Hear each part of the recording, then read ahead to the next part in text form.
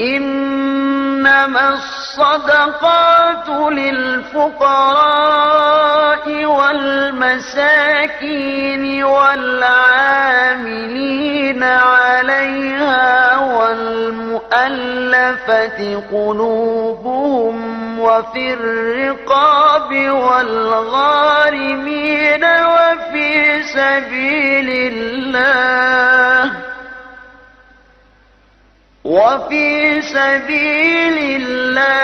وابن السبيل فريضة من الله والله عليم حكيم.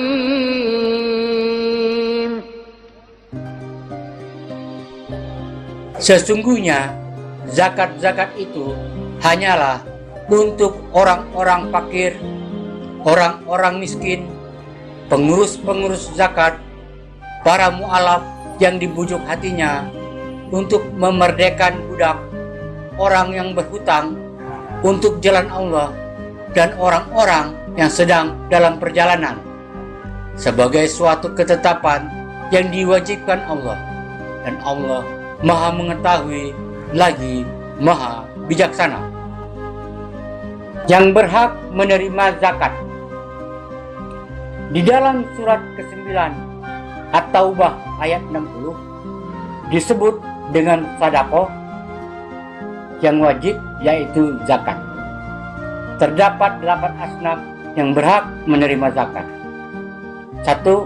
Al-Fuqara, orang fakir atau orang melarat, yaitu orang yang amat sengsara hidupnya, tidak memiliki harta dan tidak mempunyai tenaga untuk menutupi kebutuhan dirinya dan keluarganya. 2. Al-Masakin, orang miskin yang berlainan dengan orang fakir. Dia mempunyai penghasilan dan pekerjaan tetap, tetapi dalam keadaan kekurangan. Penghasilannya tidak mencukupi untuk menutupi kebutuhan dirinya dan keluarganya. 3. Al-Amilin, yaitu amil zakat, panitia zakat yang dipilih oleh imam untuk mengumpulkan zakat dan membagikan zakat tersebut kepada yang berhak menerimanya. 4. Al-Mu'allafah, yaitu orang yang baru masuk Islam dan belum mantap imannya, terbagi atas 3 bagian. Orang yang baru masuk Islam dan hatinya masih bimbang harus didekati dengan memberikan zakat. Orang yang baru masuk Islam dan ia mempunyai kedudukan terhormat diberikan zakat untuk menarik yang lainnya masuk Islam. Orang yang baru masuk Islam, ia akan memerangi orang kafir atau mengambil zakat dari orang yang menolak mengeluarkan zakat. 5. Dzurriqab, yaitu hamba sahaya atau budak yang ingin memerdekakan diri dari majikannya dengan tebusan uang. Dalam hal ini mencakup juga seorang muslim yang ditawan oleh orang kafir atau seorang muslim yang tidak bisa bebas dari penjara karena harus membayar diah. 6. Al-Gharim, yaitu orang yang berhutang karena untuk kepentingan pribadi yang bukan maksiat dan tidak sanggup membayarnya. Adapun orang yang berhutang untuk memelihara persatuan umat Islam atau kemaslahatan umum seperti membangun masjid atau yayasan Islam, maka dibayar hutangnya dengan zakat walaupun ia mampu membayarnya. 7. Fisabilillah al-mujahidin, yaitu orang yang berjuang di jalan Allah sabilillah tanpa gaji dan imbalan demi membela dan mempertahankan Islam dan kaum muslimin.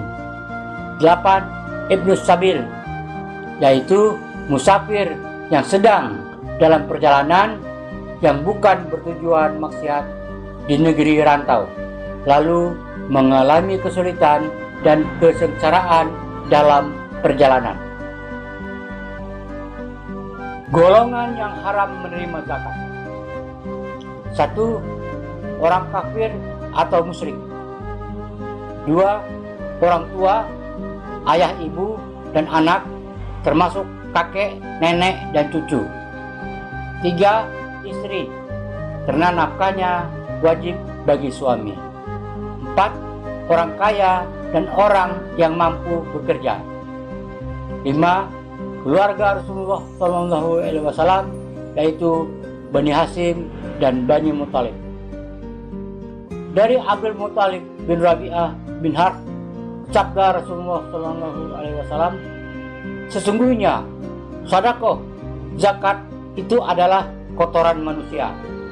Sesungguhnya ia tidak halal, haram bagi Muhammad dan bagi anak keluarganya. Hadis riwayat Muslim.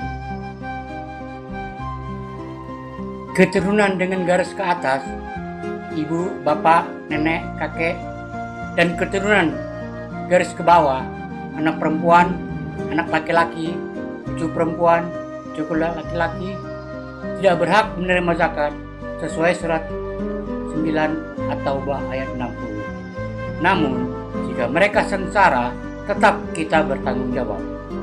Allah mengaturnya sesuai surat 2 Al-Baqarah ayat 215 yang disebut infak. Termasuk yang nafkahnya menjadi tanggung jawab kita, seperti pembantu rumah tangga, supir, karyawan kita, dan sebagainya, tidak berhak menerima zakat kita. Allah mengurutkan sebagai berikut: ibu bapak, kaum kerabat, anak yatim, orang miskin, orang dalam perjalanan, atau ibnu sabil.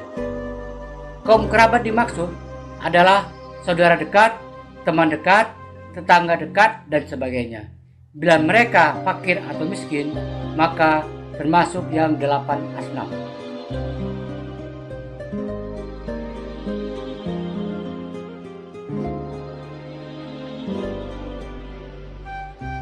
يسألونك ماذا ينفقون قل ما أنفقتم من خير فللوالدين والأقربين واليتامى والمساكين وابن السبيل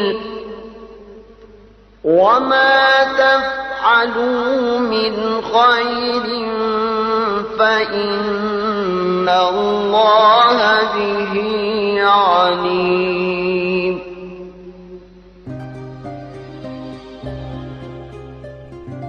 Mereka bertanya kepadamu tentang apa yang mereka nafkahkan, infak.